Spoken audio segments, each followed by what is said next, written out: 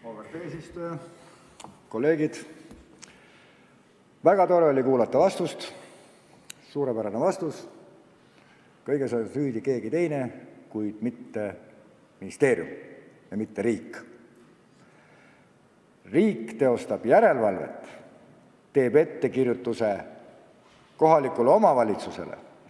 Kohalik omavalitsus peab ettekirjutatud päevade või nädalate jooksul reageerima, oskama vastata, miks on tehtud rikkumised ja kui suures mahus seda on tehtud ja tegema otsused, mida on ette kirjutanud lahkuv haridusminister.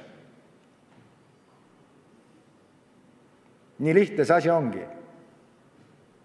Tähendab, need inimesed, kes töötavad hingega hommikust õhtuni 24/7 kord 366 sellel aastal, neid ei pea keegi. Nende kohta öelda, et te olete lollid. Mida te rabelete? Samal ajal need, kes võtavad raha juurde, et teha rühmasid, kuna riik ei suuda põhikooli gümnaasiumi seadust rahastada, need, kes võtavad raha juurde lapsevanemate käest, siis nemad on õiglased. Klassis peab olema 24 õpilast, üks kool annab 24 õpilasele inglise keele tundi 1 tunnina, teine annab 3 rühmas, sest ta võtab raha juurde, et palgata 2 õpetajat juurde. Samal ajal tehakse see pornograafiline koolide edetabel, kus kõik need koolid on ühes reas. Võrreldakse ühtemoodi. Kuidas saab need ühtemoodi võrrelda? Tehku siis vähemalt niimoodi, et need koolid, kes ei suuda õppekava täita ette antud numbriga, vaid võtavad raha juurde, need on siis oma kaalukategoorias ja võistlevad oma vahel. Mitte need, kellel on 4 matemaatikatundi nädalas, mitte 9 näiteks. Kuidasmoodi üks kool võib riigieksami asemel teha kodakondsuseksami teises riigis ja saada selles võõrkeeles riigieksami tulemuse? Teine ei või seda teha. Haridusministeeriumis on kõik absoluutselt pandud tellimise järjekorda. Nii, kuidas on mugav ja nii, kuidas saab olla ligidal oma tulevastel valijatel. Kõik on kohutavalt lihtne. Öeldakse, et matemaatika ei ole poliitiline õppeaine. Väga on, sest vaadake, kuidas seda tehakse.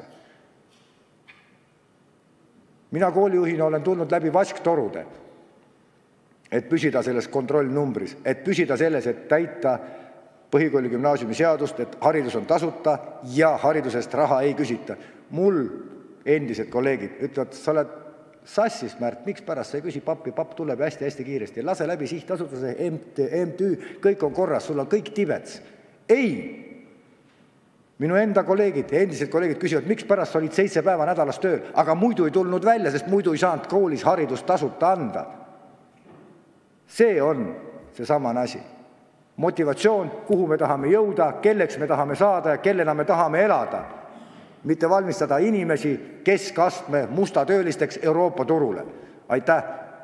Ja ministrile sügav kummardus. Tema lõike ma ei tee ja ma internetis ei jaga neid, mis on lõigutud. Internetis on tõde. Aitäh!